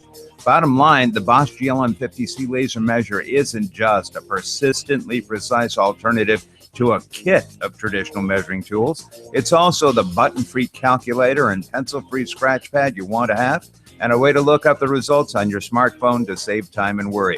Marty Winston, News Tips Bulletin for Computer America. Welcome back to the Computer America Show. It is 33 minutes past the hour here in the second hour. We just got off with Sonavation, who does really great work with fingerprint readers, fingerprint scanners, and technology that we use every day. And it sounds like they're developing things that we're going to be using in the next upcoming years, because we've already heard rumors about phones that are going to have fingerprint readers baked into the glass instead of having, like Craig was saying earlier, the little circle that they use nowadays. The little circle will eventually be going, and something like Sonavation is developing will be taking its place. So look out for that. And in the first hour, of course, we had the Cheetah Conservation Fund, as well as the Cheetah Mobile. And they make apps, they save cheetahs, and I think it was a really great hour talking about conservation of big cats. But in this last half hour, we finally have a minute to ourselves. It feels almost like everyone's left the house and we have the place all to ourselves, and we can kind of breathe, and just relax. And we have time for computer and technology news. It's been a little while since we've been able to do that. So let's do it, I say, okay?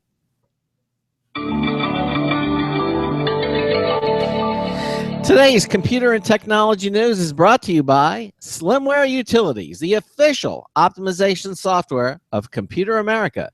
You can visit them at slimwareutilities.com to clean, speed up, and optimize your Windows system. Slimwareutilities.com. Check them out. Really, everything there is terrific. Completely useful. We use them here, and we recommend that you check it out and do it yourself. Slimwareutilities.com. You'll thank us for it, really.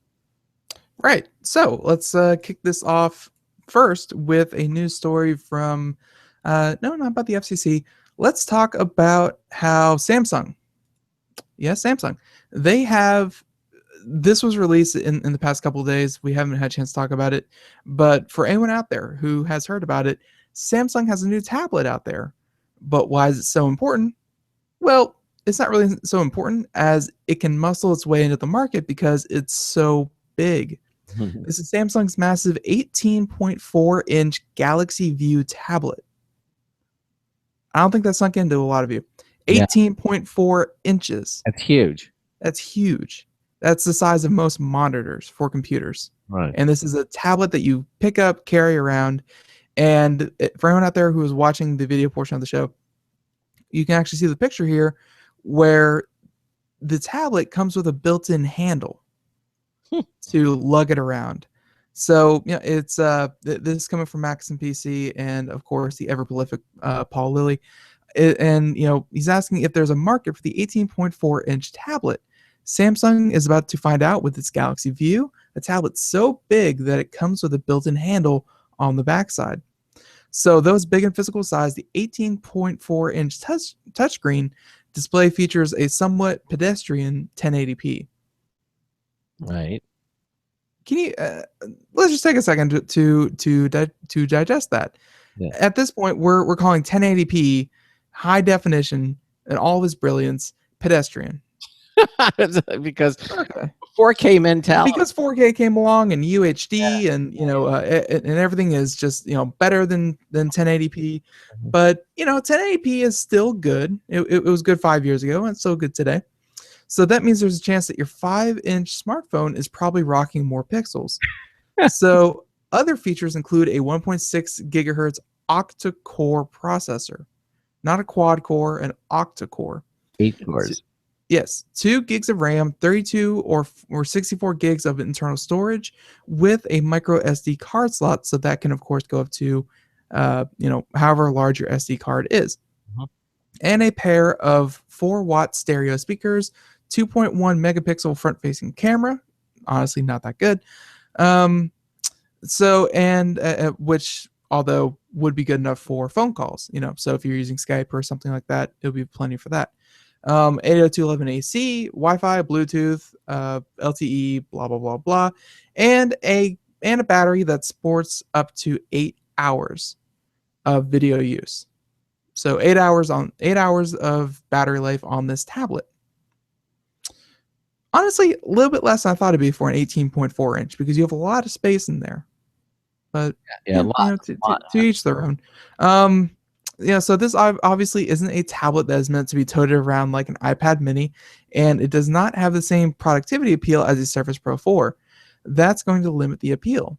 So it's not without competition, and with the Android space, it's the biggest tablet out there, but there are similar sized all-in-one PCs like the Dell XPS 18, a Windows-based system, and that Paul Lilly has recommended to people after spending some hands-on time with it himself. So, if you're looking for something that is large and in charge, although obviously it's not going to, be the juggernaut of all computing technology, but it's a large tablet that has to count for something.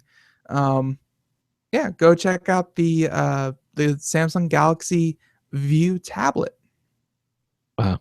Okay. I never thought they would call something like that, but you're right. But it looks interesting, and certainly I'm sure people will find a use for this.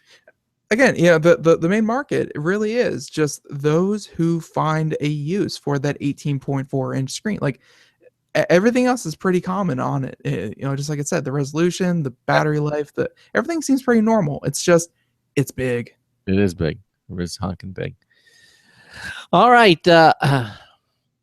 When I mentioned to you things like Twitch TV or Twitch channel, what do you think of? You think video games. Video games, high competition game.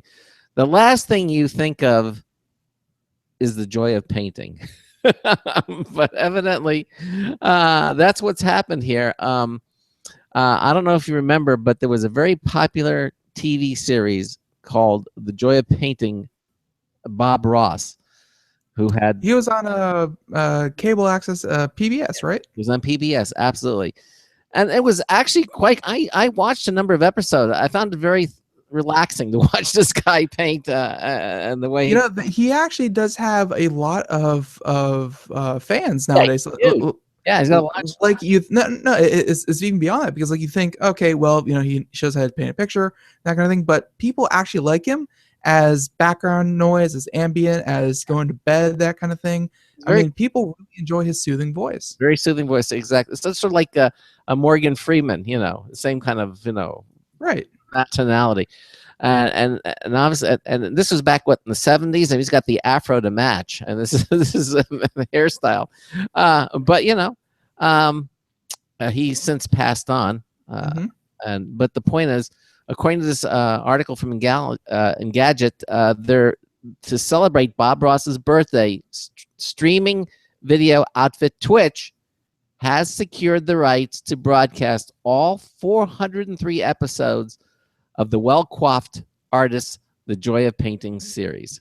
Okay, now the magic runs for a week starting today over at Ross's Twitch channel, and as part of a bigger announcement, Twitch Creative is partnering with Adobe as a launch sponsor, and the category is getting its own homepage that'll highlight, painting and doing other creative stuff on the surface. What's more, the fledgling music category is getting bought over under the creative umbrella, so there's a good chance you could log on and see Dead Mouse making his next electronic track on the homepage soon. He's like the biggest electronic artist out there. So, Right. Well, this marks the next big evolution of Twitch, going from live casting service Justin.tv to doubling down on gaming for Twitch to music, and now something bigger and broader. Where will it go from here? That's anyone's guess at this point. In the meantime, you can now enjoy some of Bob Ross's PBS-based show. And there he is. And that's it. yeah, and anyone out there who wants a little bit of trivia for Bob Ross, because hey, who doesn't want Bob Ross trivia? He was actually, I believe, in the Army back in the early 70s. He was a drill sergeant. So that means there's someone out there, probably still alive, who went through his basic training in Alaska. That's where he was stationed, out in Alaska, which is why he has such a love for painting mountains. He first fell in love with them when he was out in Alaska surfing. And that means there's someone out there alive who was in the Army under the command of Bob Ross, who was yelled at constantly by Bob Ross. And, hey, turn. And he decided that when he left the service that he would never yell again. And he went on to paint on PBS. And as far as I know, he has never yelled again. Well, you say you've actually watched a couple of the episodes, and have you? I mean, it's very relaxing and very interesting to watch. If you get all your supplies, you can definitely paint along with him. And he's it's weird that someone that you've never met, that you at this point can never meet, but at the same time, like I don't want to say he makes you feel like a friend, but he really does have that calming nature about him that very, very few people were able to put down. And he put it down on 400 different episodes, 400 different times. And, it just related to everyone. So it's very nice of Twitch. Like you said, gaming, excitement, kids cursing and violent video games. And then boom, Bob Ross, why not? The joy of painting. The joy of painting. So it's a weird juxtaposition, but a nice nod. The last thing I would ever expect Twitch TV to pick up, right? Just so counterintuitive, but there you go. Okay. All right. So, from Bob Ross, I believe we'll go over to a different story about how about one that affects us here on the Computer America Show. Okay. And I found this one over on Gadget. And I had actually not heard this because, we recently found ourselves on Stitcher. Mm-hmm. So, and by the way, you should go check us out on Stitcher. It's a great way to listen to the show. Mm-hmm. But this is from a Gadget. Deezer expands podcasts and talk radio to bolster its streaming library. So after nabbing podcast company Stitcher in late 2014, who knew? Deezer added the listening material to its own service earlier this year. Now the streaming option is filling out its library and adding some to features to make the experience a bit more enjoyable. First, the Deezer's lineup of podcasts and talk show now totals about 40,000. And we're one of them. Wow. Doubling the previous tally, and the library shows include programming from the likes of NPR, CBS, sports from Talk Sports for UK and Germany fans, and much, much more, again, including us. Mm-hmm. Next, the company apps have some new tools for podcasting listening. There are playlists and sharing options now, as well as offline listening for Premium Plus subscribers that'll allow access during flight or other times a connection isn't available. So for anyone out there who wants to listen to Computer America on a plane, Deezer.com, and you get the premium service, you can do that. Well, you download it ahead of time. Oh, yeah, of course. I wouldn't know how that would work otherwise. So, and lastly, Deezer's podcast and talk radio content is now available in Germany, Brazil, Mexico, Spain, and Colombia for the first time ever. The UK, France, and Sweden have been privy to podcasts and radio since they were added to the service back in May, but there's no word on stateside availability just yet. If you're a Premium Plus or Elite subscriber in those locales, you should see the new content and features show up as early as today. Wow. So yeah, How did you pronounce that? You went Colombia? Colombia. Okay. I am well versed in how to say Colombia from my Colombian friends I see. Okay. and from Scarface. So Deezer. So we're going to be heard on Deezer too. Yeah, we're already on Deezer because they've integrated Stitcher into their playlist. Very nice. Well, we'll have to put a link to that as well and add that to our what we're talking about when we talk about where you can hear the program. Yeah, I'm beginning to think that list is getting a little convoluted. Well, Like honestly, we're heading up to 9 different places that you can hear us. Well. So I think that's a little excessive to say at the beginning of every show. well, we can pick different ones at different times. All right. All right. This next story from CNET is interesting because evidently Toyota's FCV Plus concept doubles as a generator to power your home. Here's a car that's going to also provide a fuel source for your home. So I don't know if you back the car up to your home or what. But basically, it's working on hydrogen fuel cells. Okay, and they work like small generators. Basically, the car's onboard fuel cell converts compressed hydrogen gas into electricity, and the only byproduct is water. Okay. It's not surprising then that these rolling power stations could be used for solutions above and beyond automobiles. Toyota wants to be at the forefront of that movement, and its FCV Plus concept aims to make that happen. This is actually very cool. The FCV Plus, which debuted at this week's Toyota Motor Show, Tokyo Motor Show, excuse me, is still just a concept, but it reflects Toyota's ever-increasing discourse on how hydrogen will be the future of both propulsion and power. Thus, the concept was built around the idea of a society that relies on hydrogen for its energy needs, whether at home or on the road. And of course, hydrogen extremely plentiful and extremely cheap.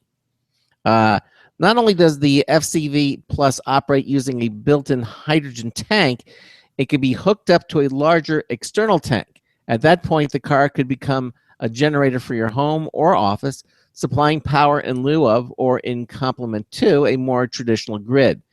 If your car is sitting around unused and your house is already good on power, it can send any excess juice back to the infrastructure for use elsewhere. And you would probably get paid money for that too, which is not really. Well, At least not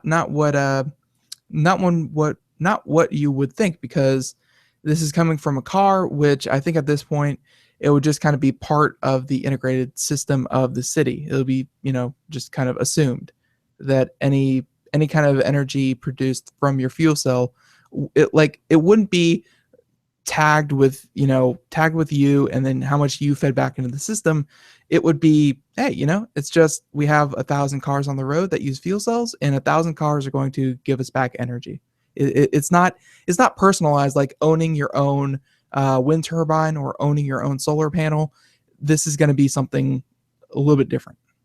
Yep. Now, according to the author, he says the car looks a little wacky and relies heavily on the colors blue and green. I don't know. I kind of think the car looks kind of slick. I don't. It's very much a basic concept car, mock-up. Like it's futuristic, 3D printed, cage-like things, and it's glass all over and sharp lines.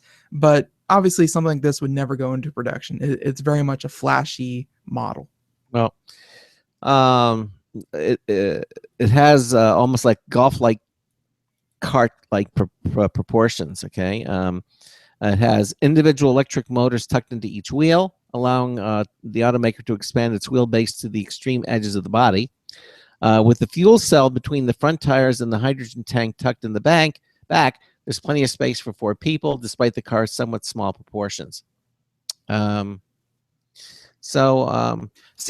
that's one of the cool things about fuel cell is that when you would swap these out, charge them, fill them up with hydrogen, you don't need an engine or anything really. Like all the mechanics behind it could be tucked into a relatively small space. So everything that you would have, in the hood of your car, you could then work into the floorboard, work into the trunk. Like it would take up a fraction of the space to have a fuel cell powered car as opposed to a fossil fuel powered car. Well, yeah, and also let's face it. I mean, the infrastructure is really non-existent. I mean, we're just starting to see electric. With Tesla and everything, we're starting to see electric. Yeah, and really, it's that whole chicken egg thing. No one's going to buy an electric car because there's no infrastructure, and no one's going to put in infrastructure because no one has electric cars.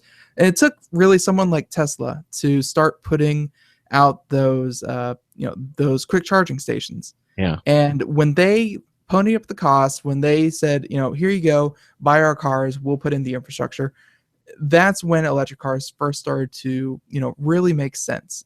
When it wasn't just hybrids, pure electrics, Tesla was the first one to do it.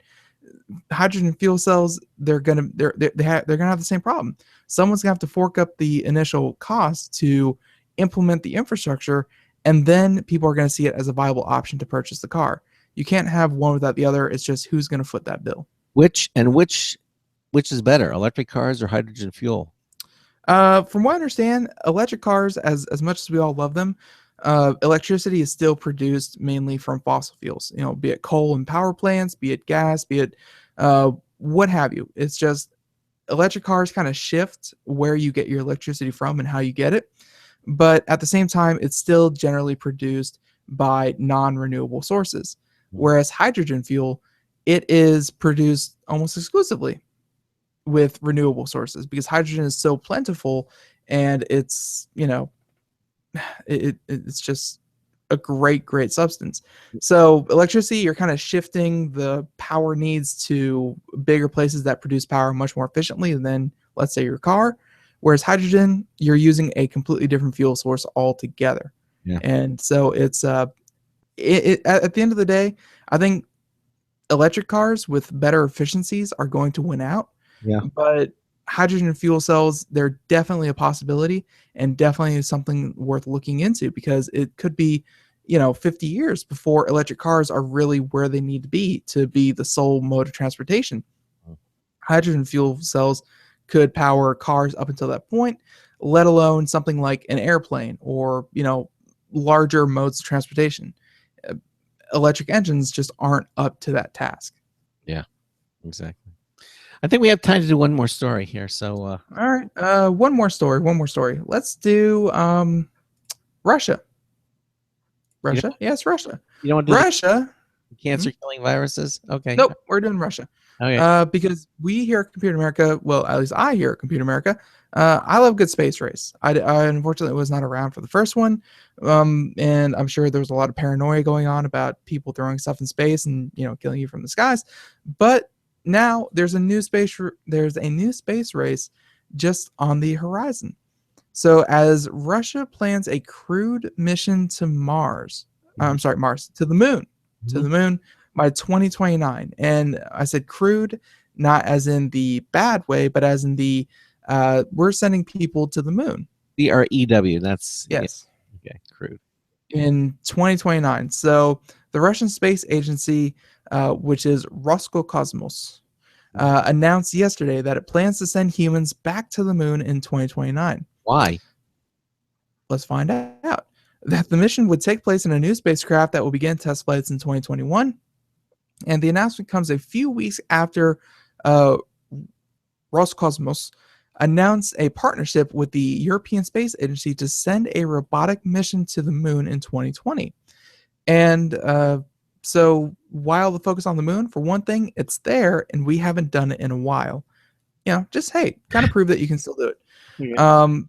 But trips to the moon are also thought to be a stepping stone to larger space projects, a chance to develop technologies that could one day set up colonies on the moon and Mars, or even build gas stations for other missions by breaking down lunar water into oxygen and hydrogen, or aka rocket fuel.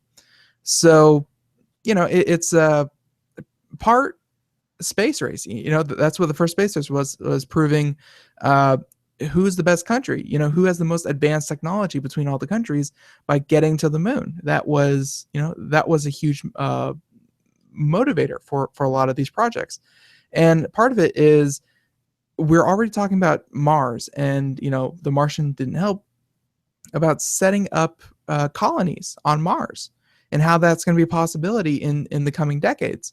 Well, hey, the moon is sitting right there. It's going to play some role in our transition from Earth to Mars. And Russia, not wanting to be left behind, says that they're going to start sending people to the moon. And I gotta be honest with you, I didn't think it would take 14 years to do it, but yeah, I hope this just lights a fire under all the other countries and potentially sets off another space race, because a lot of great things came out of countries competing to see who had the most advanced, best technology to send their citizens to places that hey, other people couldn't. That's right. Well, it's unfortunate we didn't get a chance to do some other stories, but we might want to do one. This cancer-killing virus has finally arrived. There's some interesting stories that we didn't get to this week, but maybe next time we'll get a chance to do them. Coming up tomorrow, it is Pop Zara. Nathan Evans, managing editor of Pop Zara magazine, is going to be joining us because it's Friday. And he's always a fun guy to have on a Friday, and we'll be talking about some. It's because it's one day from Halloween, and he is our scariest looking correspondent. 90 seconds. Exactly. He'll be joining us for both hours, talking about all the different things that he talks about. Pop Zara magazine online, popzara.com. Always a great place to read, to see the latest in the technology and news stories. And he's going to be with us for both hours, and we look forward to that. Again, don't forget, Friday is our social media contest. We're going to be calling out a winner on Friday. Some lucky person is going to be winning that 60 seconds. Logitech MX2 Anywhere cordless mouse, valued at $80. It's a nice mouse. It is very nice. It's got that dark field technology. It works on glass surfaces or on your pants. You can control up to 3 different computers just by pushing that little button on the bottom. Just a very cool mouse, and we'll be giving that away. Head over to computeramerica.com and enter in our social media contest. It's so simple to do. You only have to do it once, and then you're in for multiple times. Well, that wraps it up. Thank you all so much for being with us here. And Ben and I will see you same time, same place, 3 to 5 p.m. Eastern Time. So until tomorrow afternoon, this is Craig Crossman, hoping that your hard disk never becomes floppy. We'll see you tomorrow 10 afternoon. seconds. Have a good one, everyone.